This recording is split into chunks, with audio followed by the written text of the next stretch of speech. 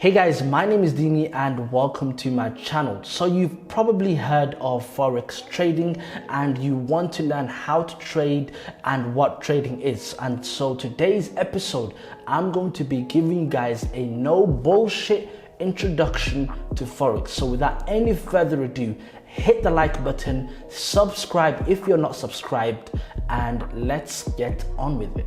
Real quick before we start this video, I just want to let you guys all know our long awaited forex mastery course is coming out very soon.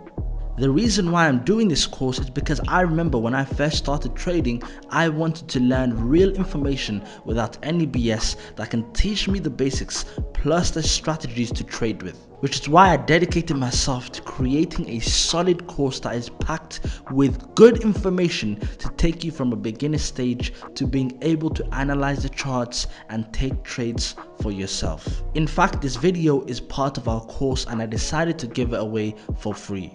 So yeah, just be on the lookout for the Forex Mastery course coming very soon.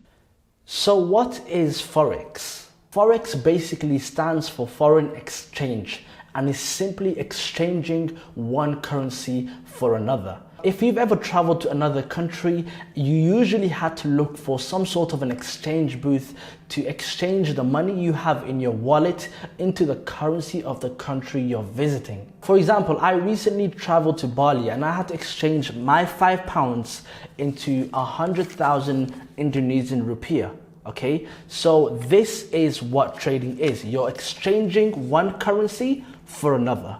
That's all it is. The foreign exchange market, which is also known as Forex or FX, is the largest financial market in the world. The largest stock market in the world, which is the New York Stock Exchange, has a trading volume of 22.4 billion a day. And in the Forex market, the trading volume each day is 5 trillion. So yeah, you can see how Forex is the largest financial market in the world. Now you know what Forex is, and now you might be wondering, what is traded in Forex? Is it crypto, oil and gas, gold? What exactly are we trading? And the answer to that is we are buying and selling currencies. So you're trading currencies and nothing else. So you're basically buying and selling currencies only. You have to know when trading Forex, you can't buy or sell with just one currency. For example, you can't just buy a pound by itself. You would have to trade with another currency. For example, pound USD, okay? And that's called a currency pair. When you're trading in Forex, you can't just buy or sell one currency. So you can't just be like, I'm going to sell USD. No, you can't. You would have to pair it with another currency and you would trade with what we call a currency pair. Now, what is a currency pair? A currency pair is the quotation of two different currencies with the value of one currency being quoted against the other. The first listed currency of a currency pair is called the base currency and the second currency is called the quote currency. Now, what exactly is a base currency? The base currency is the first currency in any currency pair. The currency quote shows how much the base currency is worth as measured against the second currency. For example, if USD Swiss rate equals 1.6350, then 1 USD is worth 1.63 in Swiss francs. Now, what is a quote currency? The quote currency is the second currency in any currency pair. So it's very simple. The first currency in any currency pair is called the base currency and the second currency is called the quote currency. So if we have USD JPY, the base currency is USD, the quote currency is JPY. Let's say we have pound JPY, the base currency would be pound, the quote currency would be JPY, Japanese yen. Unlike the New York Stock Exchange or the London Stock Exchange, the Forex market has neither a physical location nor a central exchange. The entire Forex market is run electronically within a network of banks, continuously over a 24-hour period. Trades can take place anywhere as long as you have an internet connection. When can you take trades? Well, the market is open 5 days a week, 24 hours a day. So Monday to Friday it's open and Saturday to Sunday it's closed. Now let's talk about the 7 most actively traded currencies. Number 1, we have the US dollar, USD. Number 2, we have euro. Number 3, we have Japanese yen, JPY. Number 4, we have pound sterling. Number 5, we have the Australian dollar, AUD. Number 6, we have the Canadian dollar, CAD. Number 7, we have Swiss franc, CHF. Now, as you can see, the dollar is king in the forex market, and that's because the dollar is the most traded currency, taking up about 84.9% of all transactions. Now, why is the dollar so powerful? Well, number 1, the United States economy is the largest economy in the world. Number 2, the US dollar is the reserve currency of the world. Number 3, the United States has the largest and most liquid financial markets in the world. Number 4, the United States has a stable political system. Now, moving on, how do you make money trading forex? The objective of trading is to exchange one currency for another in the expectation that the price will change. An exchange rate is simply the ratio of one currency valued against another currency. Now, how do you read a forex quote? Currencies are always quoted in pairs such as pound USD or USD JPY. The reason they are quoted in pairs is because in every foreign exchange transaction, you are simultaneously buying one currency and selling another. Here's an example of a foreign exchange rate for the British pound versus the US dollar. The first listed currency to the left of the slash is known as the base currency, in this example the British pound, whilst the second one on the right is called the quote currency, in this example the US dollar. When buying, the exchange rate tells you how much you have to pay in units of the quote currency to buy 1 unit of the base currency. So in the example above, you have to pay 1.51258 US dollars to buy 1 British pound. When selling, the exchange rate tells you how many units of the quote currency you get for selling 1 unit of the base currency. In the example above, you will receive 1.51258 US dollars when you sell 1 British pound. Okay, so we have Euro USD here, and let's say you wish to take a buy on Euro USD. Well, simply what that means is that you are buying the base currency while simultaneously selling the quote currency. So in simpler words, you're buying Euro whilst also selling the dollar. You would buy the pair if you believe the base currency will appreciate, gain value relative to the quote currency, or you would sell the pair if you think the base currency will depreciate or lose value relative to the quote currency. So in simpler terms, let's say you wish to place a buy for Euro USD. Well, you're hoping Euro strengthens and the dollar weakens, so you're hoping Euro goes up and USD goes down. And if you're selling, you're hoping Euro goes down and USD goes up.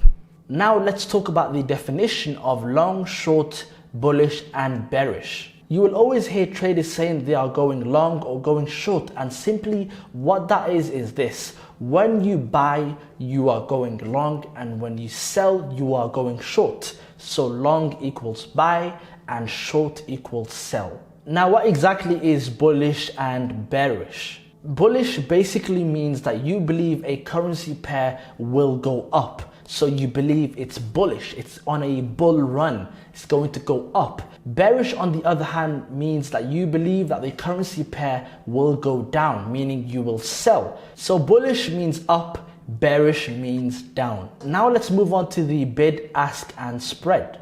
All forex quotes are quoted with two prices, the bid and ask. In general, the bid is lower than the ask price. The bid is the price at which your broker is willing to buy the base currency in exchange for the quote currency.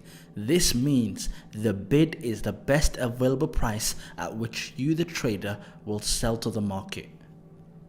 If you want to sell something, the broker will buy it from you at the bid price. The ask is the price at which your broker will sell the base currency in exchange for the quote currency. This means the ask price is the best available price at which you will buy from the market. If you want to buy something, the broker will sell or offer it to you at the ask price. The difference between the bid and ask price is known as the spread. On the Euro USD quote above, the bid price is 1.34568 and the ask price is 1.34588.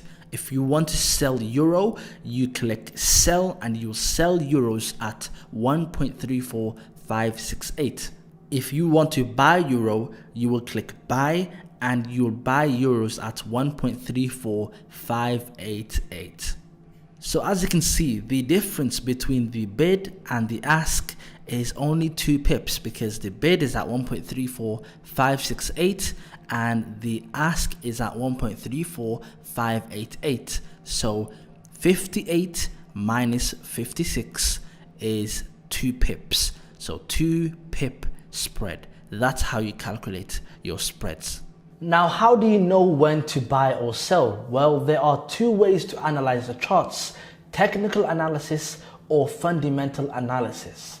You can analyze the charts and determine when to buy or sell using technical analysis or fundamental analysis. Let's start off with fundamental analysis. Each currency belongs to a country or region. So forex fundamental analysis focuses on the overall state of the country's economy, such as productivity, employment, manufacturing, international trade, and interest rates. Euro USD. In this example, the euro is the base currency and thus the basis for the buy or sell. If you believe that the US economy will continue to weaken, which is bad for the US dollar, you would execute a buy euro USD order. By doing so, you have bought euros in the expectation that they will rise versus the US dollar. If you believe that the US economy is strong and the euro will weaken against the US dollar, you would execute a sell euro USD order. By doing so, you have sold euros in the expectation that they will fall versus the US dollar. Pound USD. In this example, the pound is the base currency and thus the basis for the buy or sell. If you think the British economy will continue to do better than the US in terms of economic growth, you would execute a buy pound USD order. By doing so, you have bought pounds in the expectation that they will rise versus the US dollar. If you believe the British economy is slowing down while the American economy remains strong, you would execute a sell pound USD order. By doing so, you have sold pound in the expectation that they will depreciate against the US dollar.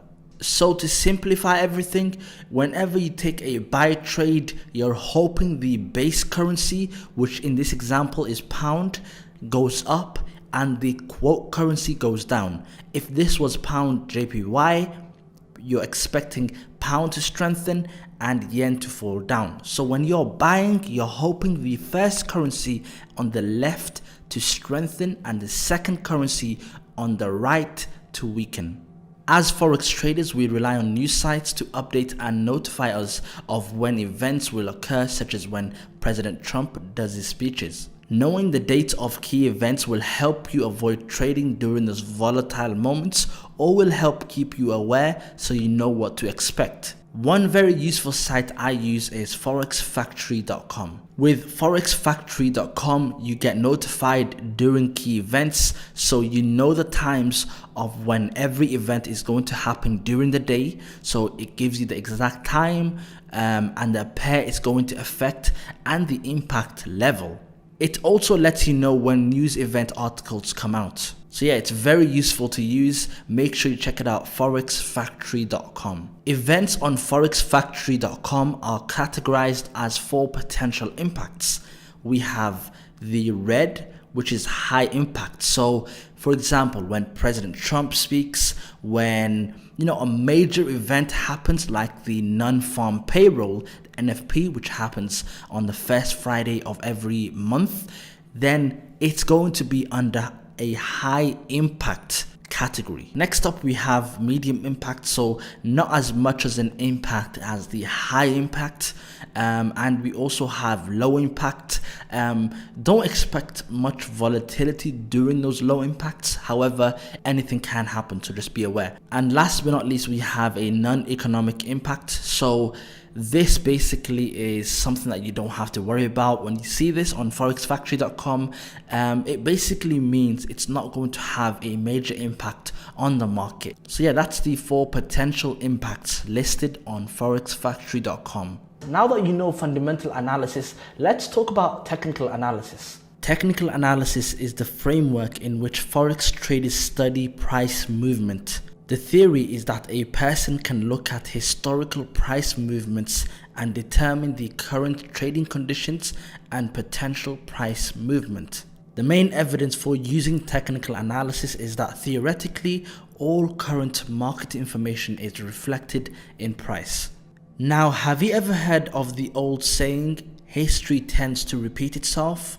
Well, that's basically what technical analysis is all about. Technical analysts look for similar patterns that have formed in the past and will form trade ideas, believing that price will act the same way that it did before. Technical analysts use charts because they are the easiest ways to visualize historical data. You can look at past data to help you spot trends and patterns, which could help you find some great trading opportunities.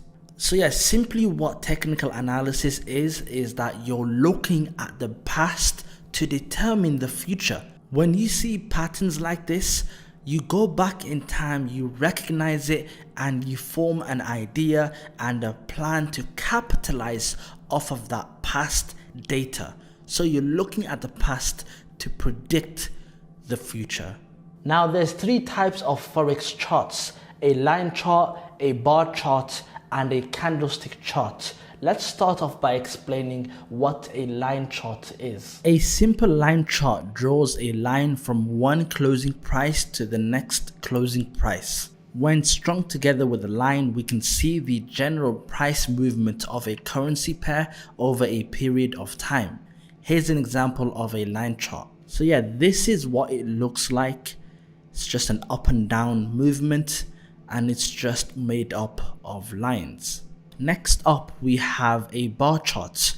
A bar chart is a little more complex. It shows the opening and closing prices as well as the highs and lows. The bottom of the vertical bar indicates the lowest traded price for that time period, whilst the top of the bar indicates the highest price paid. The vertical bar itself indicates the currency pair's trading range as a whole. The horizontal hash on the left side of the bar is the opening price, and the right side horizontal hash is the closing price.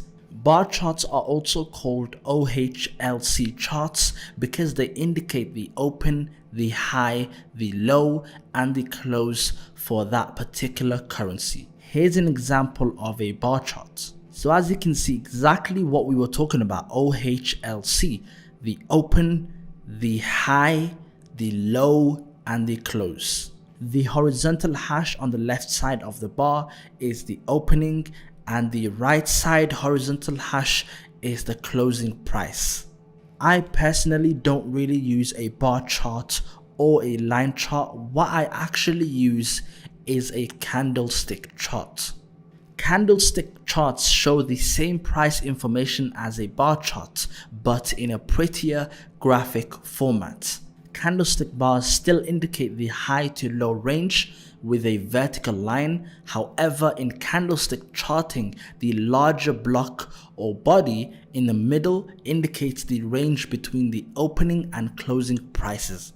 A candlestick consists of 2 things, the body and the wick. The body is the center block and shows the open and close. The wicks show the low and high. Candlesticks are easy to interpret and is an easy place for beginners to start figuring out forex chart analysis. Here is an example of a candlestick chart. So as you can see, we have 2 types of candlesticks, the bullish candlestick and the bearish candlestick. Let's start with the bullish candlestick. With the bullish candlestick, the only difference is that the open is at the bottom of the body and the close is at the top of the body. The body is the middle block right here.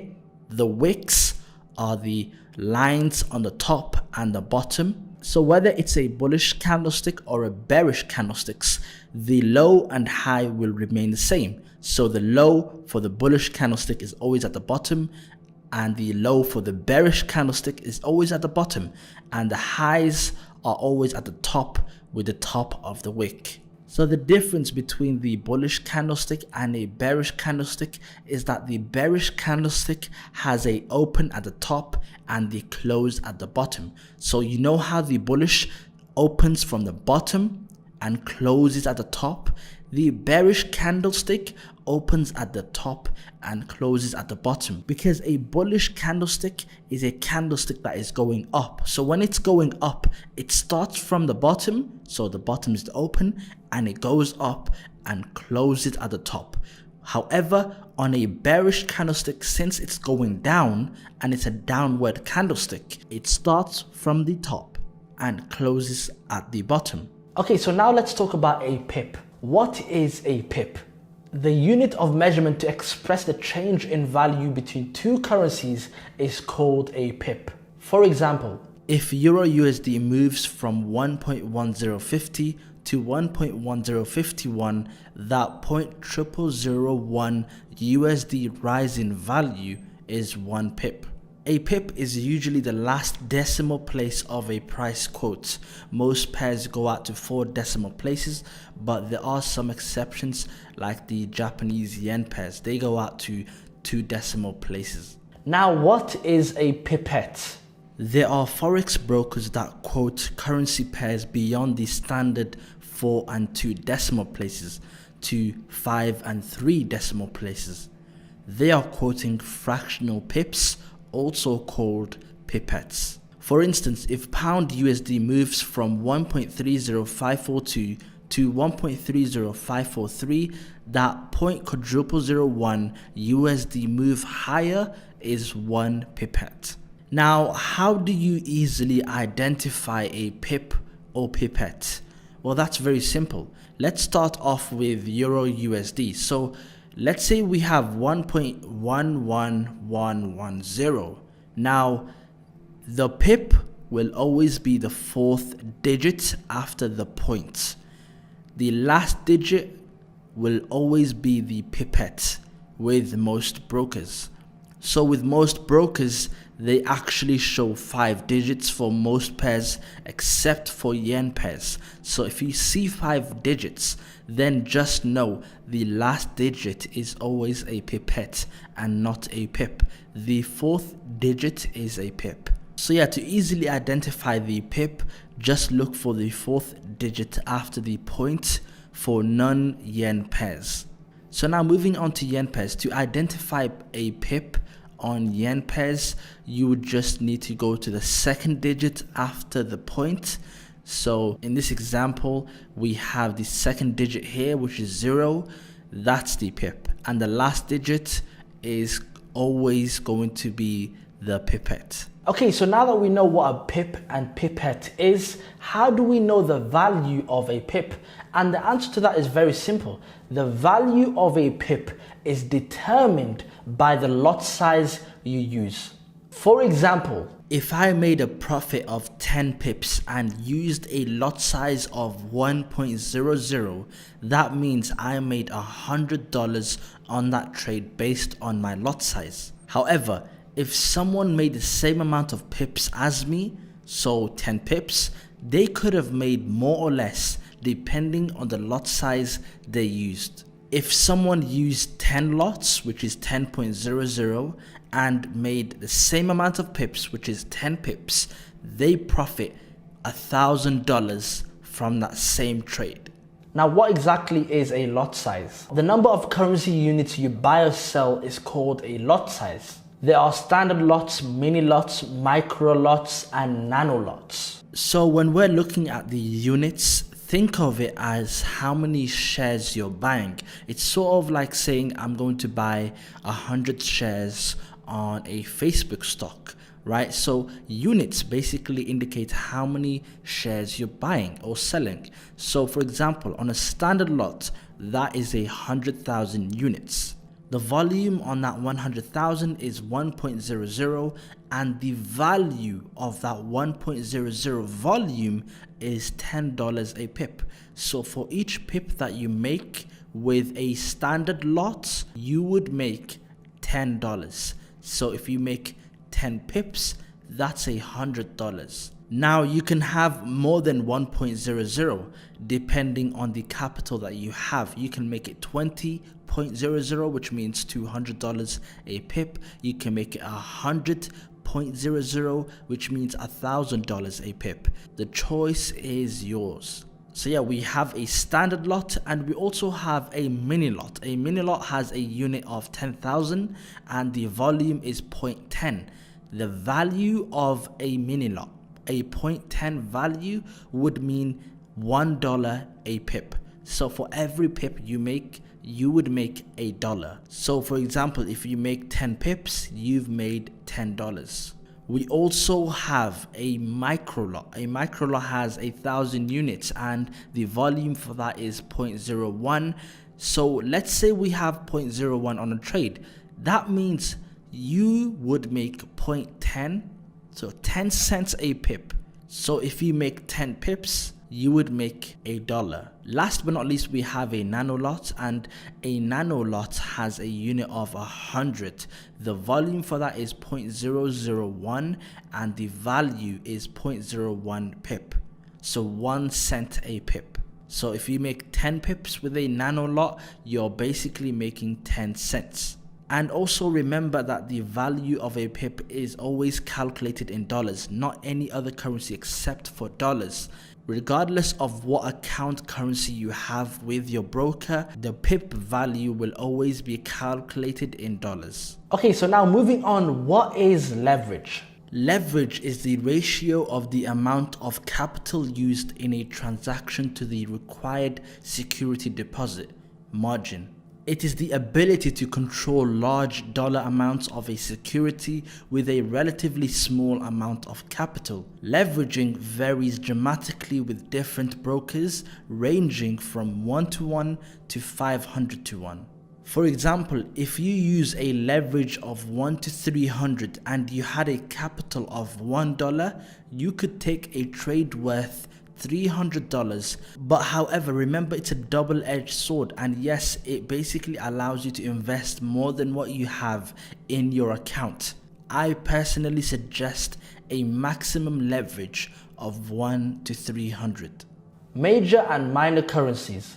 The 8 most frequently traded currencies: USD, Euro, Yen, Pound, Swiss franc, Canadian dollar, New Zealand dollar, and Australian dollar are all called the major currencies or the majors. All other currencies are referred to as minor currencies. Now let's talk about margin. What is margin? When you open a new margin account with a forex broker, you must deposit a minimum amount with that broker. The minimum and maximum varies from broker to broker and can be as low as $100 to as high as $100,000 and more. Each time you execute a new trade, a certain percentage of the account balance in the margin account will be set aside as the initial margin requirement for the new trade. The amount is based upon the underlying currency pair, its current price,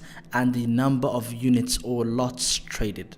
So margin is basically the amount of money that a trader needs to put forward in order to open a trade. When trading forex on margin, you only need to pay a percentage of the full value of the position to open a trade. Now let's talk about order types. When you wish to place a trade, whether it's a buy or sell, you have the option of having 3 different types of orders. Number 1, a market order. Number 2, a limit order. And number 3, a stop order. Let's start off with market order. A market order is an order to buy or sell at the best available price. For example, The bid price for Euro USD is currently at 1.2140 and the ask price is at 1.2142. If you wanted to buy Euro USD at market, then it would be sold to you at the price of 1.2142. You would click buy and your trading platform would instantly execute a buy order at that exact price. If you've ever shopped on Amazon.com, it's kind of like using the one-click ordering system. You like the current price, you click once and it's yours. Please keep in mind that depending on market conditions, there may be a difference between the price you selected and the final price that is executed on your trading platform. So yeah, to summarize, a market order is basically instant. It happens straight away. It's right there and then. So when you click buy, you've bought straight away. When you click sold, you've sold straight away. Limit order. A limit order is an order placed to either buy below the market or sell above the market at a certain price. For example, Euro USD is currently trading at 1.2050. Let's say you want to go short if the price reaches 1.2070. You can either sit in front of your monitor and wait for it to hit 1.2070, at which point you would click a sell market order, or you can set a sell limit order at 1.2070. Then you could walk away from your computer to work out at the gym. If the price goes up to 1.2070, your trading platform will automatically execute a sell order at the best available price. You use this type of entry order when you believe price will reverse upon hitting the price you specified. A limit order to buy at a price below the current market price will be executed at a price equal to or less than the specified price. A limit order to sell at a price above the current market price will be executed at a price equal to or more than the specified price. So to summarize, a buy limit is an order placed below price and price then goes up. So let's say price is right here, this blue circle, then you are looking to buy when price goes down. Well, when it's there, you set an order below the market price to then buy it for you even when you're away from the computer. So you set that price, and when you're away from the computer, it will automatically enter a buy position at the specified price. A sell limit is an order placed above price and then price then goes down. So let's say price is right here, you wish to sell when price goes up. You can tell your trading platform the exact price you wish to sell, and so when you're away from the computer, it will automatically sell for you at the specified price. So yeah, it's very useful when you're busy and you don't want to spend too much time on the PC. Last but not least, we have a stop order. A stop order is an order placed to buy above the market or sell below the market at a certain price. For example, pound USD is currently trading at 1.5050 and is heading upward. You believe that price will continue in this direction if it hits 1.5060. You can do one of the following to play this belief. Sit in front of your computer and buy at market when it hits 1.5060, or set a stop entry order at 1.5060. So to simplify, a buy stop is an order placed above price and price keeps going up. So let's say price is at this blue circle, you wish to buy when price goes up just a little because you have a belief that the price will go up even more. Well, you can tell your trading platform the exact price in which you want to enter at, and it will enter at that specified price. And a sell stop is an order placed below price and price keeps going down. So let's say price is at this blue circle, you wish to sell at this red zone right here. You would tell your trading platform the exact price you want to sell at, and even when you're away from your computer, the trading platform will enter a sell position for you at that specified price. Forex trading sessions. Now that you know what Forex is, it's time to learn when you can trade in the Forex markets. Yes, the market is open 24 hours a day, and 5 days a week, but it doesn't mean the market is always active, right? There are certain times when the market is slow and there's not much volatility, and you need to learn when to avoid those times so you can trade when there's good amounts of volatility.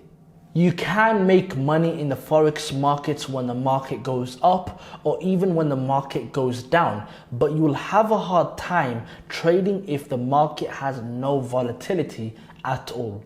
Forex market hours. Now there are 4 major trading sessions each day: the Sydney session, London session, New York session, and Tokyo session. So the market is open 24 hours a day, 5 days a week. But in each 24 hours, there are 4 major trading sessions. Starting off at 9 p.m, we have the Sydney session. The Sydney session starts from 9 p.m. all the way until 5 a.m. GMT time. In between 11 p.m. at night to about 7 in the morning is the Tokyo session. So as you can see, it overlaps with the Sydney session. So 11 p.m. at night to 7 a.m. in the morning is the Tokyo session. Then at 7 a.m. all the way to 3 p.m. is the London session. This is the most volatile trading session, and at 7 a.m. it also overlaps with the Tokyo session. Last but not least, we have the New York session. It starts at 12 p.m. afternoon time all the way until 8 p.m. in the evening. Also, just to let you know, these times can vary. So just to have a more accurate timing, I would suggest you go to forex.timezoneconverter.com because I'm using the GMT time. So if you want to convert to your time zone and your local time, go on this website and find out the exact time. Now let's talk about the average pip movement during each trading session. From the picture, you will see that the London session normally provides the most movement. Okay, now let's talk about the best times to trade Forex. London, New York overlap. This is the best time of day as traders from the 2 largest financial centers, London and New York, trade. It is during this period where we can see some big moves, especially when news reports from the US and Canada are released. The middle of the week typically shows the most movement as the pip range widens for most of the major currency pairs. So as you can see, between 12 p.m. and 3 p.m. we have 2 major trading sessions. So what does that mean? Well, basically you will experience high volatility during this time. Now, what are the worst times to trade Forex? Number 1, on Sundays. Everyone is sleeping or enjoying the weekend, so stop trading when the market opens on a Sunday night. Number 2, on Fridays. Liquidities die down during the latter part of the US session, so if you're going to trade on a Friday, at least do so before 3 p.m. What I've noticed is that after 3 p.m. GMT time, the market slows down, so you don't want to have to trade on a slow day. And just remember, what you couldn't do on 4 days cannot be done in 1 day. Number 3, during holidays. Everybody's taking a break and you should too, so don't be trading during a holiday. Last but not least, during a major news event, you don't want to get whipsawed. Trust me, do not trade during a major news event. No matter how experienced you are, stay away, wait for the news to pass, and then trade. Okay, so now that you know the basics, I recommend setting up a broker account, and not to trade live, but to set up a demo account. So as you learn more and more, you can get familiar with the charts, and when you're ready to go live, you can go live. Now let's talk about what a Forex broker is. Forex brokers are firms that provide traders with access to a platform so that they can buy or sell currencies. There are many Forex brokers out there and you just have to find the one that suits you. However, I personally use IC Markets. It's a very good broker. It has an Islamic account as well. And yeah, I've never had issues with IC Markets. And just to let you know, we have partnered up with BD Swiss to give you guys a 3-day online forex webinar. This is my webinar. I'm going to teach you from A to Z how to go from a beginner stage to being able to analyze, break down the charts, and being able to take trades for yourself. This is a no BS webinar. I've seen so many webinars that just talk and not give real useful information. So I'm tired of that, and I've decided to partner up with BD Swiss to give you guys a 3-day online forex bootcamp. So yeah, I'm hosting that webinar next month, so make sure you follow the details in the description below to secure your position. So I hope you guys enjoyed this video. I hope you learned what trading is, how you can trade, and how you can get started. So yeah, make sure you hit the like button in this video, subscribe, comment down below the videos you want me to make, and I'll see you on my next video.